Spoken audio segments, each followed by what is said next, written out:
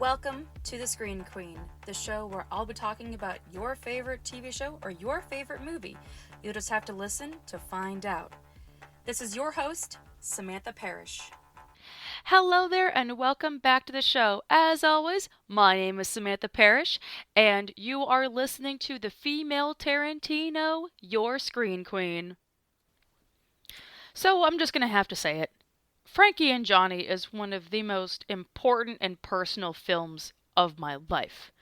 Like, it physically pains me that Frankie and Johnny is not as well known as it should be. And I've said that for a majority of underrated films on here. But I assure you, by the end of this episode, you are also going to be saying the same thing I did about the film and wanting it to be on a higher pedestal. I mean, shit. Frankie and Johnny is on the list of top 400 romantic plots, and it's in the top 100 of that 400 list of films. That is amazing. But again, no one knows why that movie is on that list. Like, out of all the romantic films we've ever heard about in our life, let me think about it for a hot second. Like The Wedding Planner, How to Lose a Guy in 10 Days, Dirty Dancing, Ghost, Made in Manhattan. Like, you get the gist. We get like a ballpark of plot points centered around romance. And people love them for their own specific reason because you just want to enjoy watching two people fall in love and let your emotions take the front seat and have logic take the back seat. But Frankie and Johnny is a mix of both, where you have both emotions and reality in the front seat marrying each other, so you get to enjoy a specific love story that doesn't feel like it's not presenting what a real love story would be like, because unfortunately, you can't have romance without tragedy. And oh boy, does Frankie and Johnny really dive into the tragedy. Now, before I go any further, I do need to give a disclaimer that there will be a segment later on in the episode that will be discussing the topic of domestic violence. Now, when that comes up, I will be providing a time code where you can skip forward because I don't want my listeners to be in the dark. And I always consider everyone's mental health when I go into an episode because I never liked it when I got surprised by something that I should have known about. So I'm not going to do that on my show. So, with that said, thank you so much for tuning in. And here is Frankie and Johnny. So, with this story that is in the top 400 greatest love story of all time, here is the plot of that great love story, just in case there are some listeners that have never heard of this film, because I'm fairly certain a majority of people have probably never heard of this film. Frankie and Johnny tells the story of two people named, well, Frankie and Johnny. It's pretty self-explanatory what your main characters' names are. Frankie is a waitress working at a family restaurant, and she has the life with her friends. Everything is civil in this restaurant. But she's also not very happy about her life for very personal reasons. She's even said that she's retired from dating. And all that shit's about to change when Johnny basically crash lands into her life. Johnny has just finished an 18-month stint in prison. And he gets a job as a short order cook in the Greek restaurant that Frankie works at. And something else is cooking up in that kitchen. Throughout the film, Johnny has his own issues going through, and Frankie has her own issues. And the whole thing about love is that you want to find someone who is going to not only help you through your issues, but want to understand the issues, to not shove help down someone's throat if that's not the right kind of help. It's like what me and my best friend Ace talk about with mental health, that mental health is not a one-size-fits-all.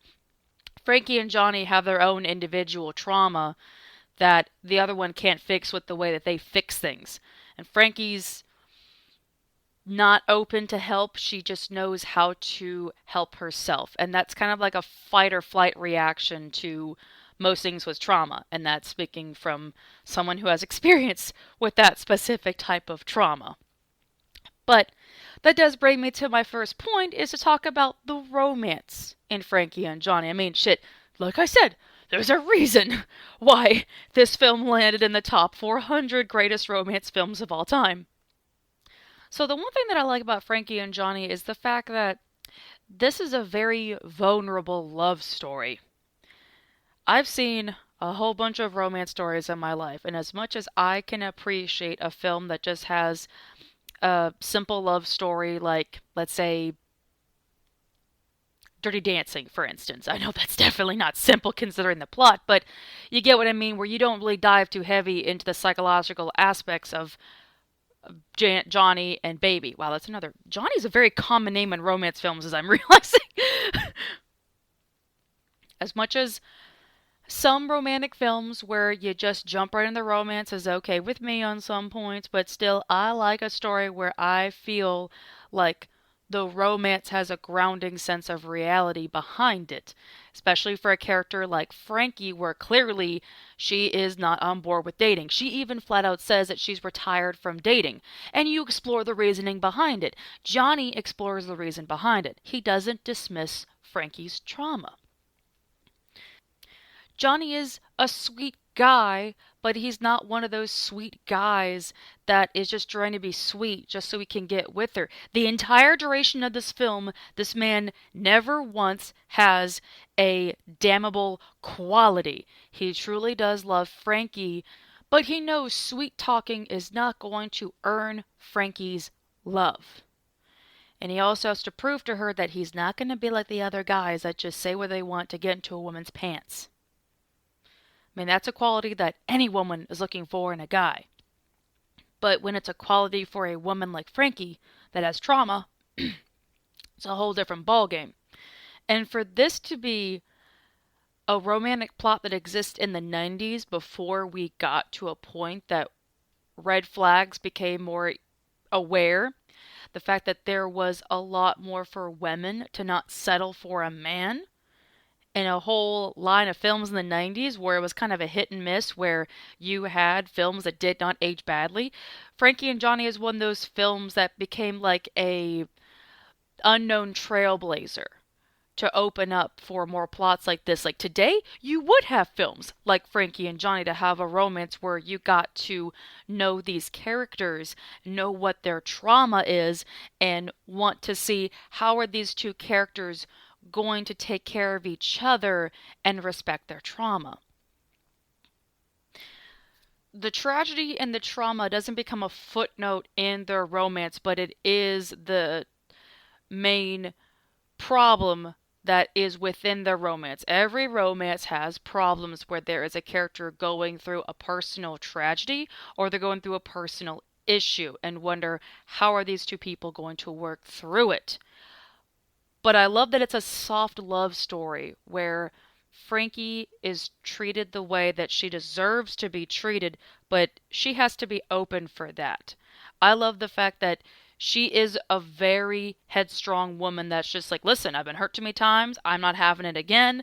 And most of the times, like, that scene is like, oh, well, I guess you're cut off from romance. Like, she has her own reasons that get respected. And half the time, that didn't happen for a woman. And that's speaking from experience where I also wasn't respected for my choice to go single after I left my traumatic relationship. I was just asked, okay, so when are you going to go out again? I'm like, that's not happening for a while. And then I'll be asked like 2 seconds later, so, are you dating anybody? Like, it just gets annoying and tedious. And to see a character like that exist in 1990 helps me out so much. That there is some, like, way that I can parallel with the character that's going through what I'm going through.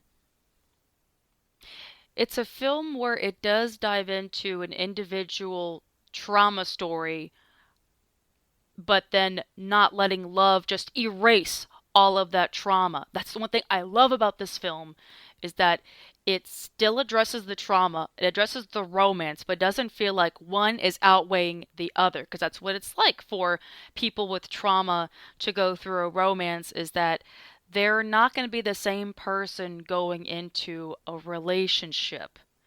Johnny is very aware of that. Johnny heavily communicates with Frankie about what he wants to know about her, but he doesn't say things like, oh, I know what you're going through. I know all about that. He doesn't. He wants to know more about what she went through, but he knows he's got to earn that vulnerability.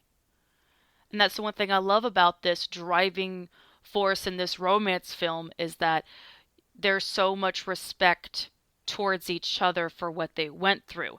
Frankie does gradually open up to Johnny, and Johnny doesn't squelch the opportunity, nor does he carelessly expand on it. He's a very charming character, but he's also a very empathetic character. I think that was even something mentioned in the film where he talked about like what he learned about empathy and how he learned about empathy. And he's not one of those chauvinistic dudes that's like, I know everything. No, he that is one of probably the best male leads I probably have seen for a romance film in quite some time. But I shouldn't be too surprised. This is a great romance story, considering the guy who directed this directed what is considered one of the greatest romance stories of all time, Pretty Woman. That threw me for a loop when I put this together, that Gary Marshall did Frankie and Johnny. That sounds so wrong on so many levels, but you get what I mean. Now, this has been on my mind since I rewatched Frankie and Johnny recently. I have to remind myself that the guy who made Pretty Woman made this, but I never felt that Frankie and Johnny had aspects of Pretty Woman. But with that said, I have to remember that Pretty Woman almost became a dark film. Now, that will be an episode on its own, but there is an episode in Netflix's The Movies That Made Us that discussed the movie Pretty Woman, where it was going to be a dark film. It wasn't going to have a traditional happy ending that we all know and love.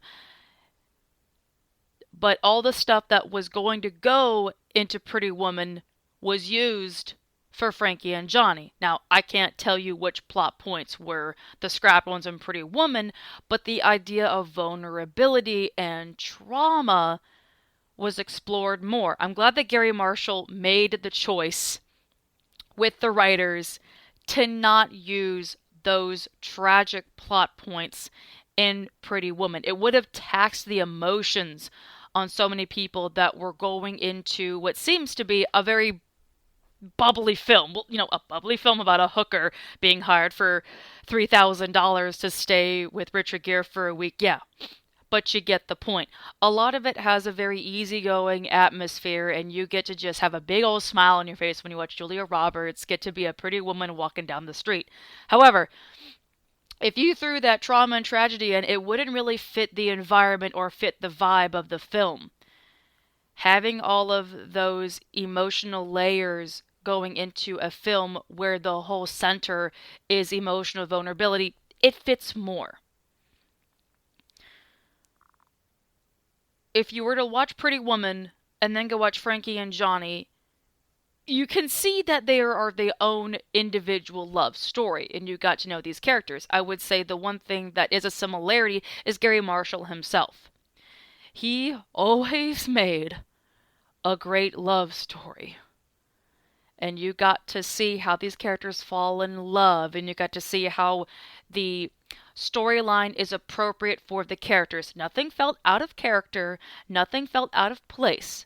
Everything existed the way it needs to be. But I will say this. I feel like I got to know Frankie and Johnny better than I did with Edward and Vivian. I do love Pretty Woman, and I feel like a giant jewelry box is going to come slamming on my head because I do love both of these films in my own way, and I don't put one above the other, but I also can't deny about what parts I like different than the other. It's like I always say, you choose how you want to be entertained. But with Frankie and Johnny, I like that vulnerable aspect. That feels more personal to me. I still love the tooth-rotting, cavity, beautiful love between Edward and Vivian, and I love it for just that. I can love these films for their own individual plot lines. And I love the fact that Gary Marshall was just the guy to do this. But still, it gets to me for the fact that when people watched Pretty Woman and then caught wind that he did Frankie and Johnny, and they weren't expecting what they were expecting when you see from the director of Pretty Woman, like, oh, fuck, tragedy. I was expecting that, like, well, you were about to expect that with Pretty Woman. But even though I love the way that Gary Marshall made a a beautiful romantic film with a relationship that you can get behind. I also love the relationship the characters have with the other characters. I would never think that a film called Frankie and Johnny would also make me want to know more about the other characters. And I feel like that's with a lot of films where you end up loving the other characters that are within the universe. And that's the same thing with like relationships in real life, is that you have to like the people that are in someone's life. It shows more about their character, about the company that they keep, the environments that they go into. The vulnerability between Frankie and Johnny is felt, but you also get to feel the vulnerability of all the characters and what their lives are like. It's kind of like a huge deep dive to know how everyone else is doing. And I like the fact that the focus goes to other characters despite this being a title character film. You get to know the restaurant owner, who ironically is the business manager from the hotel in Pretty Woman, Hector Elizondo. He appears again in Frankie and Johnny. I love the gay best friend that Frankie has, played by Nathan Lane. I love the waitresses that Frankie works with, where these are characters that have their own unique personality, and you immediately get to know them. Like, you're diving into a random day in their life. That's the one thing that I love about this film, is that I can easily acclimate to this environment solely with the way that I got to see the personality with these characters. There's a big thing about world building, and a lot of the characters help that world building. Because yes, you are going into a relationship, but you're also going into the world around this relationship. And that can almost be a tough thing to marry. That everything in this film feels iconic.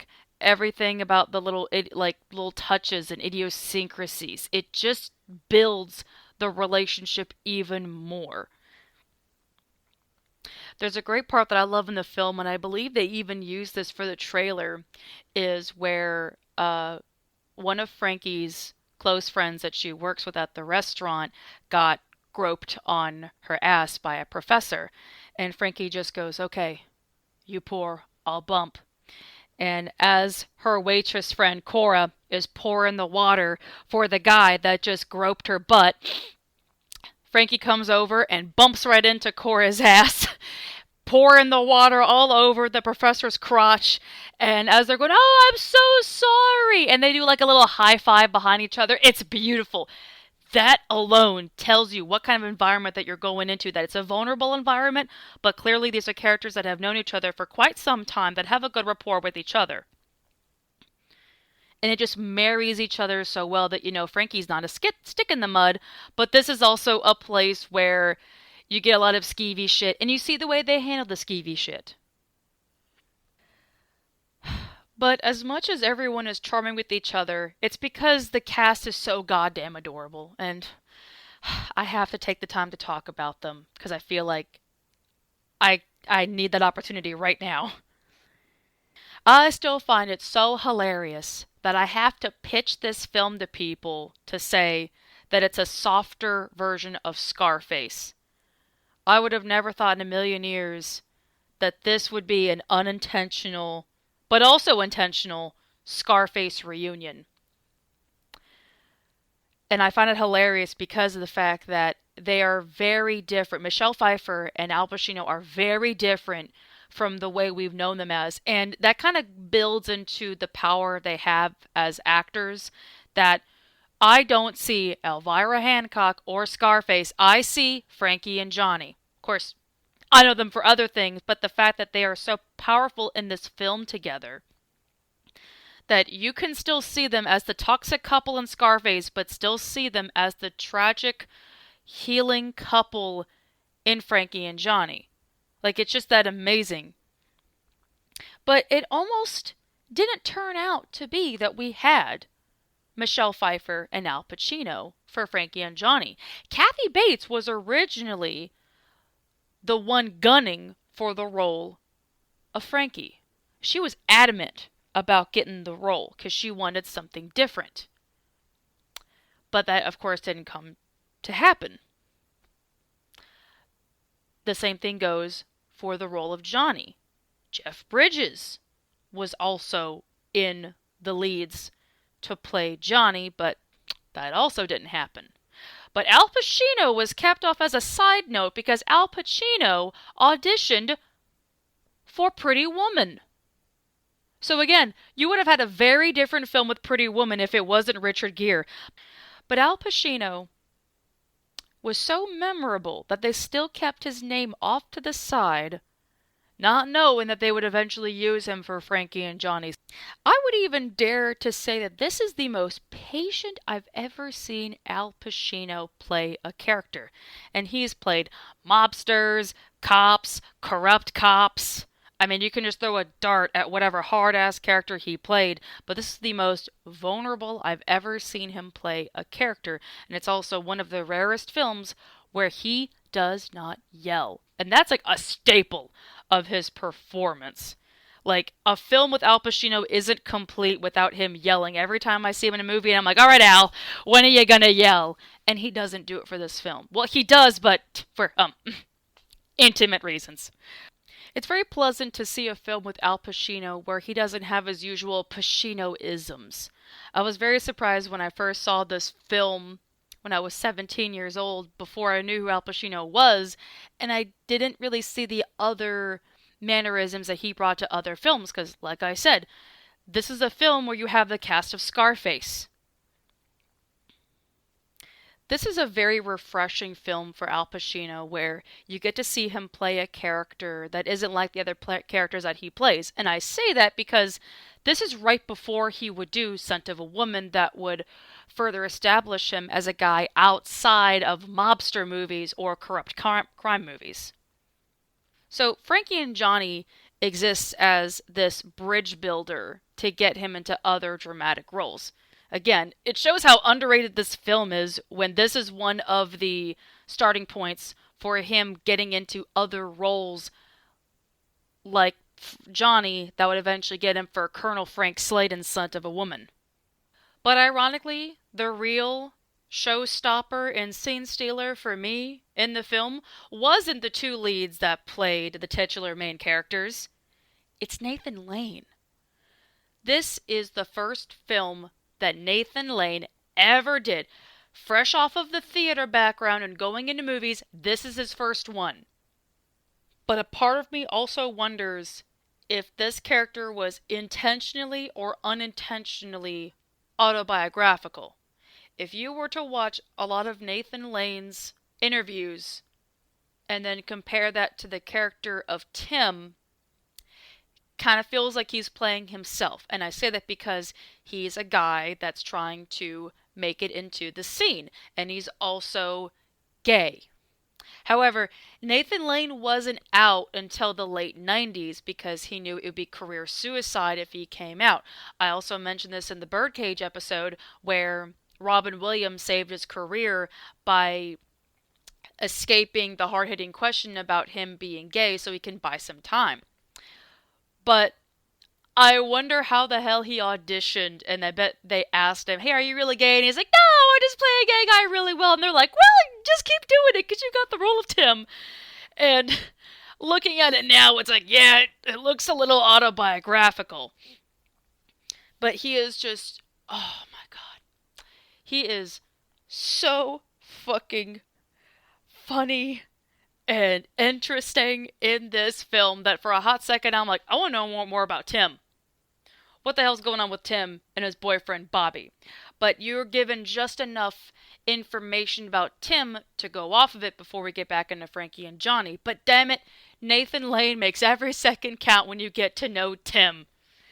The way that he plays Tim makes so much sense why Frankie would be friends with him, and the way that Tim plays a character that is not afraid to be out and in the open.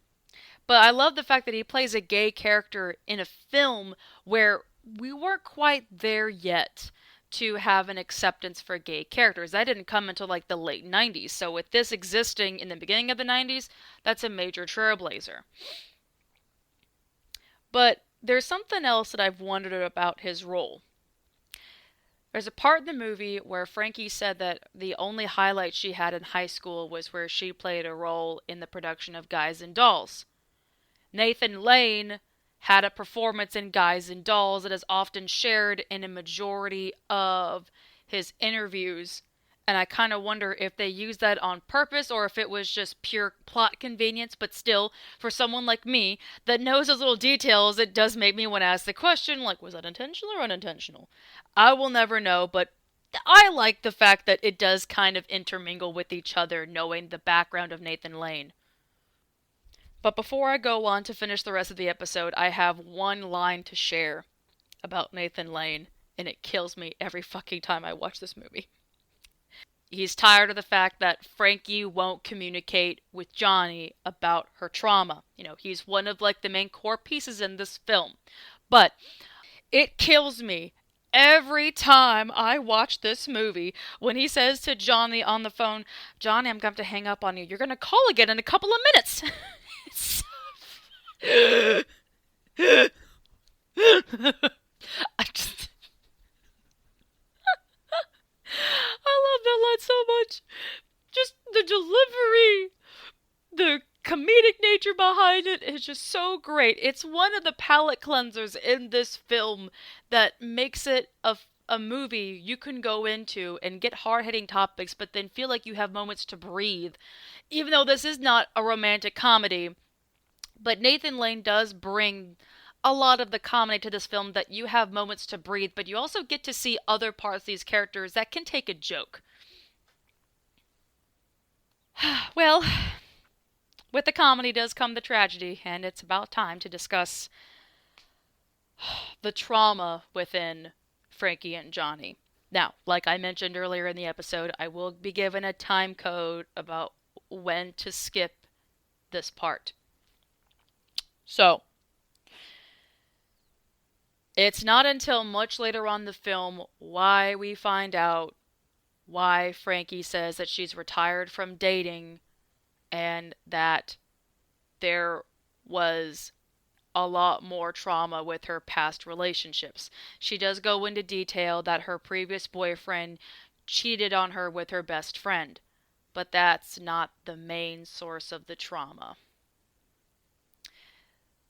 Frankie was abused in a relationship she had years ago, and she was pregnant with her boyfriend's child, and her boyfriend beat her so bad that she lost the baby, and it made her infertile. Everything comes full circle to make sense why Frankie is retired from dating and why she said she can't have kids. Everything then makes sense, and Johnny does not hesitate to say whatever he can to comfort her, but he's also self-aware to the point that nothing he says is going to unring the bell of that trauma. It's not going to magically make the trauma go away. Johnny is a very self-aware character, and he has worked hard to respect and understand Frankie's boundaries. He even flat out admits at some points in the film that he is aware that he deliberately disobeyed something she said, and that's kind of rare for some dudes to do that. But knowing how we see how Johnny has handled the moments that Frankie has mentioned what makes her uncomfortable, and then having to go into a very uncomfortable conversation for him to understand what's going on, or that this is going to be the make or break for the relationship. But Frankie was willing to do that. She was willing to talk about what happened to her. And it's heartbreaking. And there's not many characters we get like Frankie in an era like the 90s that was willing to make those tough topics come to life, to bring an awareness to characters like Frankie in real life that have gone through this. And I can't think of many characters on the top of my head that really hit a core vulnerable note. And of course, I've been an open book about my trauma that I went through in my past relationship, where I was so emotionally abused that it did border on physical abuse.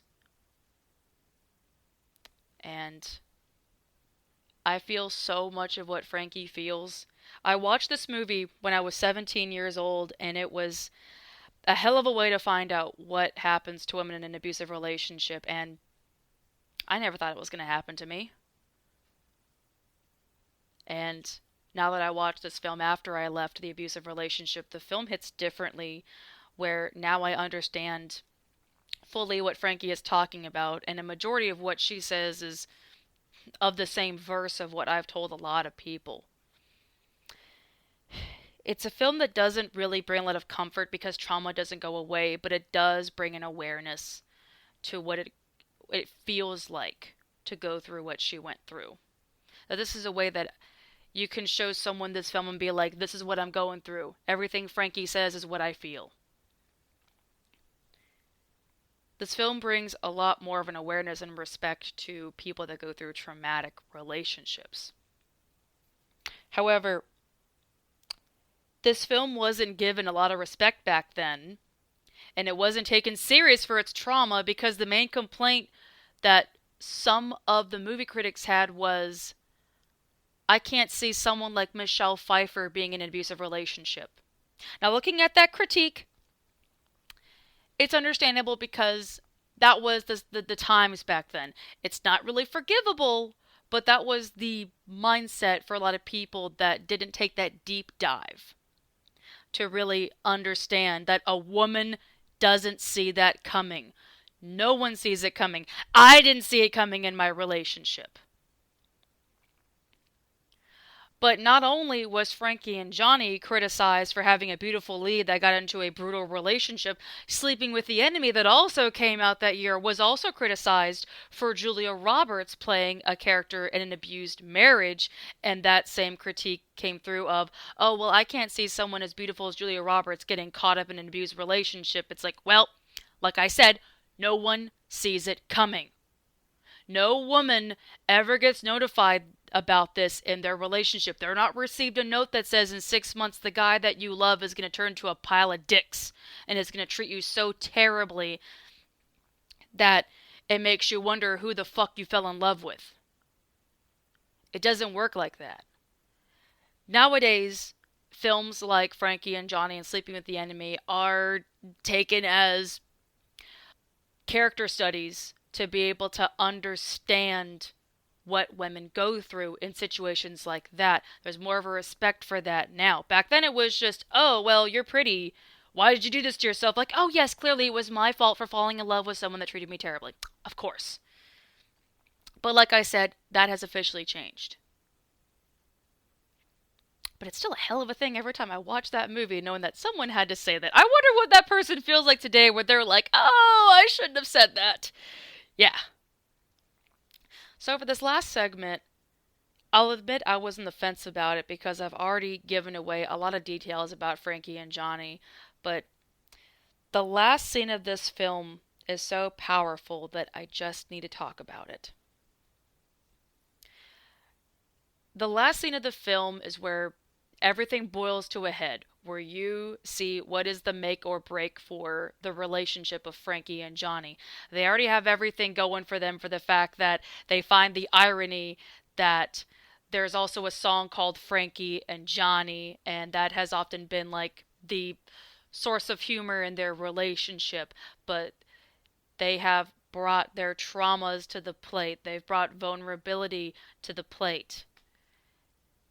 the last 20 minutes of this film, you feel the entire length of that night. You feel winded with how emotionally exhausted Michelle Pfeiffer is as Frankie, and feeling the heartbreak that Johnny has for Frankie, knowing everything has come to this moment.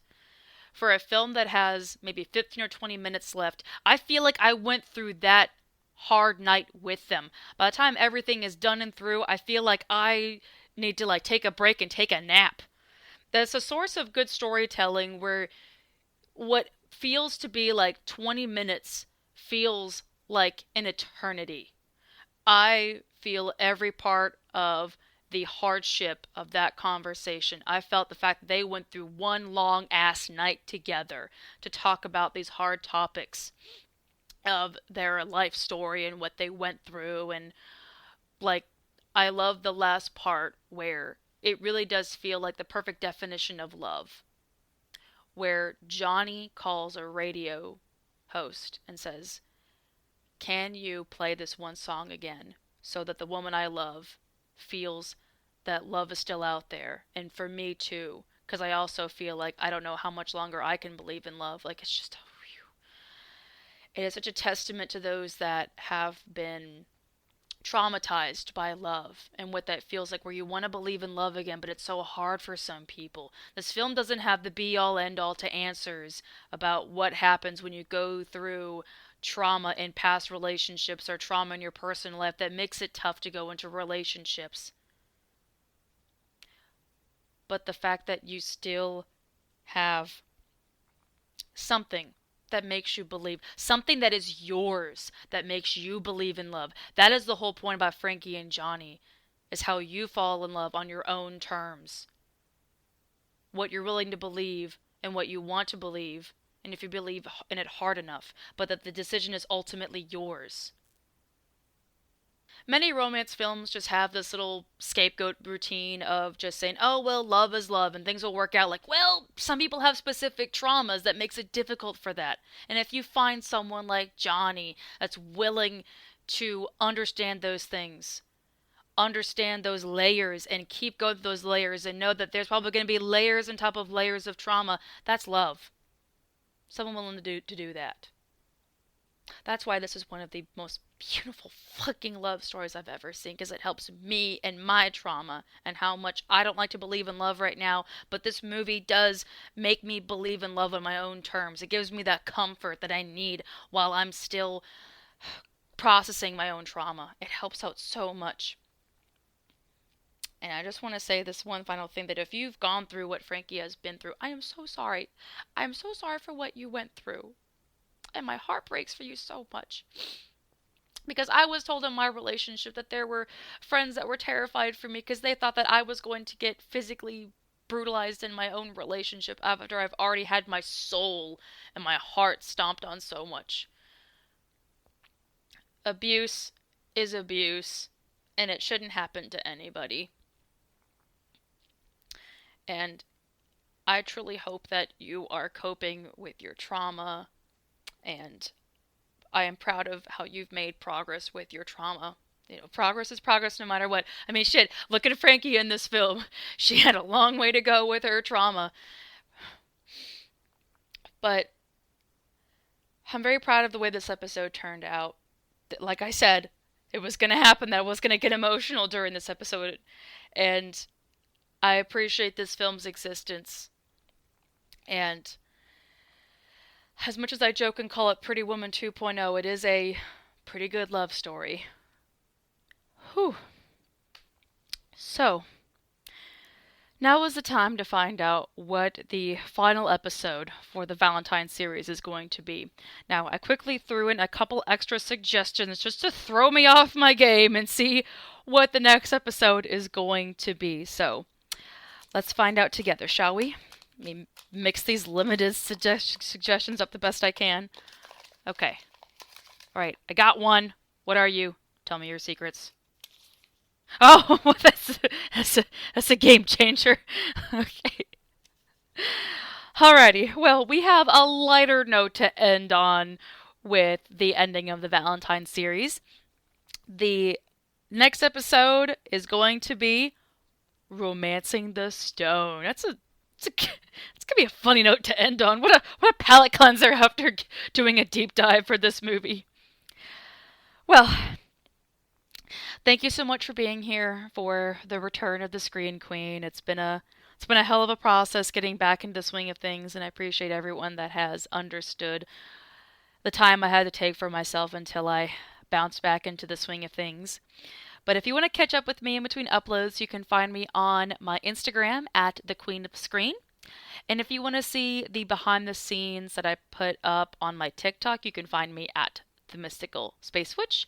And if you're interested in the book series that I wrote called Inglorious Ink, you can find that in the description box already. You all take care now. Happy belated Valentine's Day. This is your Screen Queen, signing off. Bye-bye!